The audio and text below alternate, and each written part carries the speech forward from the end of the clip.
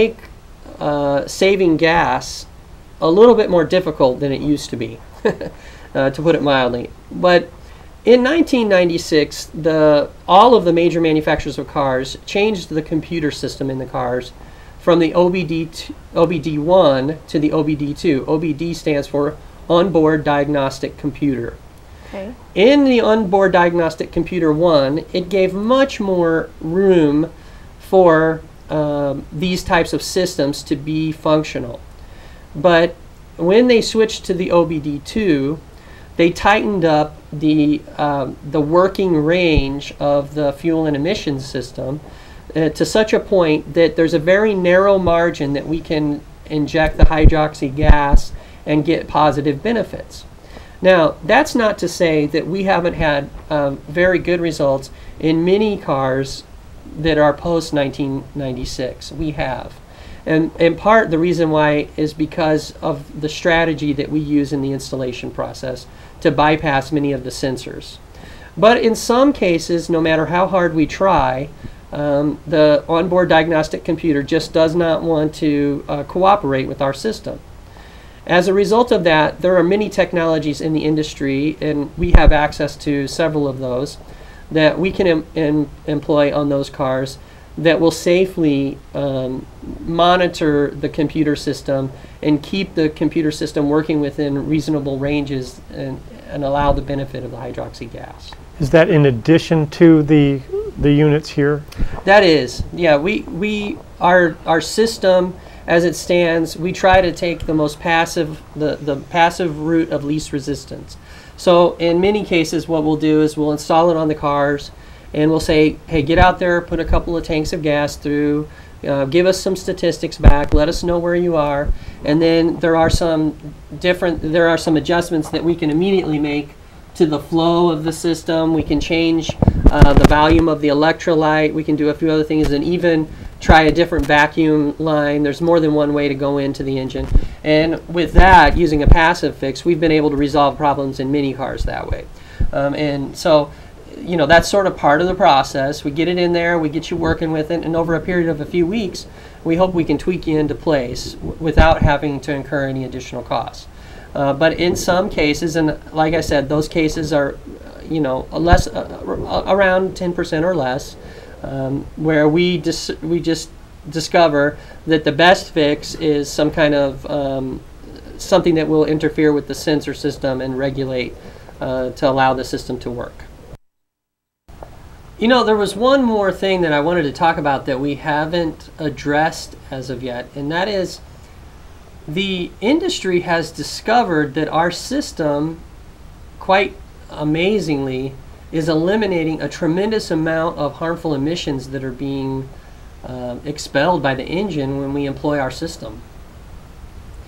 And for a simply ecological and for a purely environmental you know, benefit, that's just a side benefit, but it's absolutely fantastic. It really eliminates the harmful emissions that are coming out of the car. You talked about the system. I see you brought a chart here today. Could you explain the actual science behind this canister that we're looking at here? Yeah, let me do that. Show us how it works. Okay, if you can get a bearing on this chart, you'll see that we have kind of a breakdown of our cylinder, our canister, and this right here represents the outside stainless steel of the canister, and this right here represents the rod that goes through the center. And right here you can see that we have kind of the representation of a negative charge going to the outside and a positive charge going to the inside. And now if you look at this H2O, which is water, and realize that it also includes a catalyst, and that allows the electricity to flow through the water from the positive to the negative in a DC system. As these two poles become charged, they split the hydrogen and oxygen of the water molecule. And they form a substance called Brown's gas, or you'll hear me refer to it as hydroxy gas.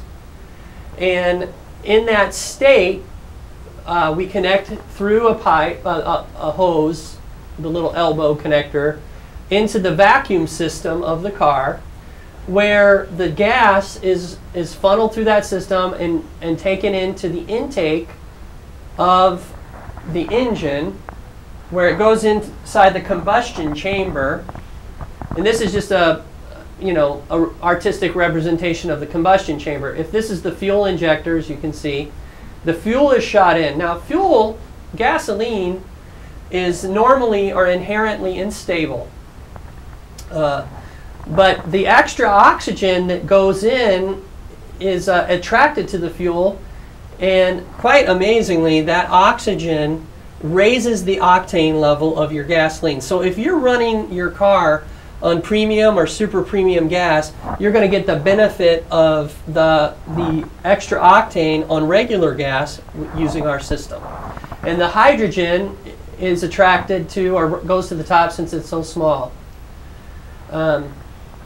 Now, when the spark hits the hydrogen, the temperature at which the fuel is combusted, which normally would be around 500 degrees, goes up over 1200 degrees.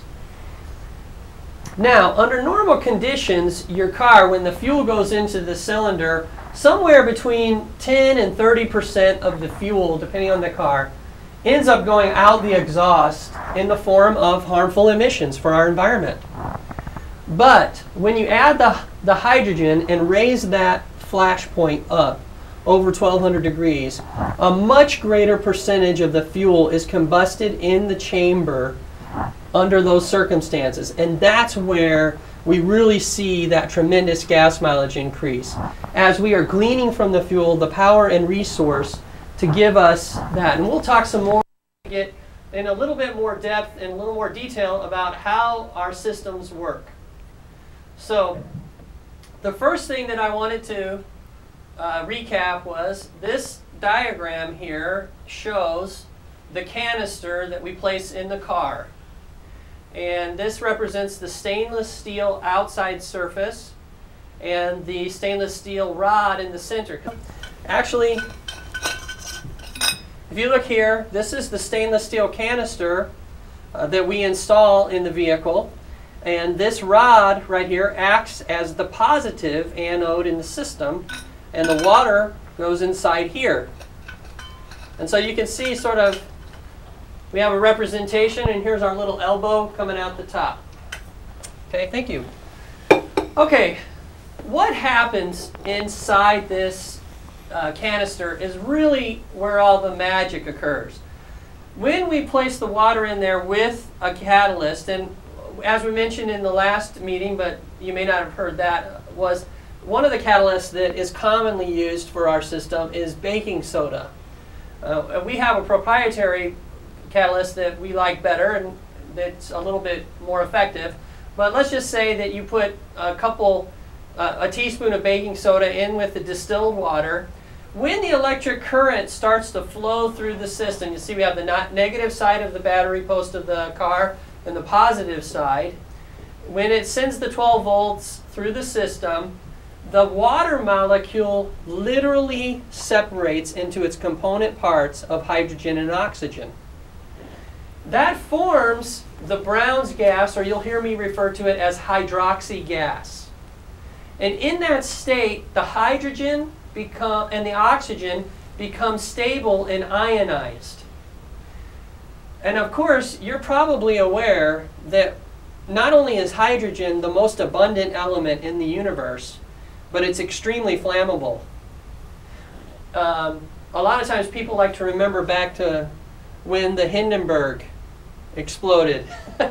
So everybody knows if you want a fire to work, you blow on the fire, and that'll make it better when you go camping. You know, you sit around and fan the fire when you're in camping. So oxygen and hydrogen are two of the most combustible elements in the earth. And so our system creates that gas, and it is sent through the vacuum line of the car into the intake manifold of the engine. As it goes into the intake manifold, The oxygen combines with the fuel. Now, I'm just going to ask you a question. On